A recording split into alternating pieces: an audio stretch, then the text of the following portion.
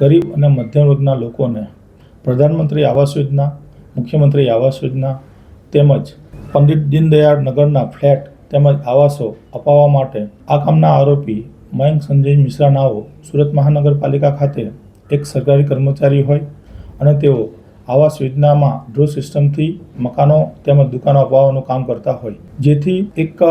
દુકાનની કિંમત આશરે 10 લાખ રૂપિયા, 1 BHK ફ્લેટની કિંમત 6,50,000,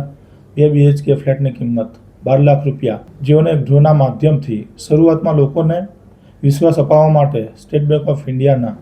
ડિમાન્ડ ડ્રાફ્ટ તેમજ સિક્યુરિટી પેટે ચેક આપેલ, તેમજ બાદમાં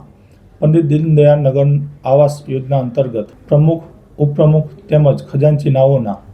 બોગસ લેટર ઇસ્યુ કરી તેમજ વડાપ્રધાન આવાસ યોજના, મુખ્યમંત્રી આવાસ યોજના અંતર્ગત સુમન લિપિ આવાસ યોજનાના કાર્યપાલક ઇજનેરશ્રી જગદીપ એન પરીખ નાઓનો બોગસ લેટર ઇસ્યુ કરીને લોકોને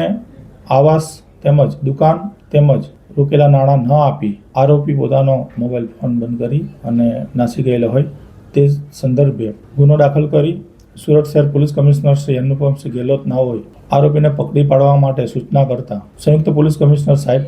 ક્રાઇમ સાહેબ, અધિક પોલીસ કમિશનર શ્રી, મદદનીશ પોલીસ કમિશનર શ્રી ક્રાઇમ તેમજ અમારી ટીમના technical intelligence police constable Hiralba તેમજ હ્યુમન ઇન્ટેલિજન્સના અનારામ પોલીસ કોન્સ્ટેબલ ચેતન આત્મારામ નાઓ તેમજ પોલીસ કોન્સ્ટેબલ વિઠ્ઠલ ચેલાજી નાઓના આરોપી વિશે વર્કઆઉટ કરી તેનું લોકેશન દિલ્હી ખાતે આવેલ હોય, જેથી તાત્કાલિક ટીમ રવાના કરી ભારે જહેમત બાદ આરોપીને ત્યાંથી પકડી પાડી સુરત ખાતે લાવી નામદાર કોર્ટમાં રજૂ કરી દિન 5ના પોલીસ કસ્ટડી રિમાન્ડ મેળવી આગળની વધુ તપાસ ચાલુ હોય.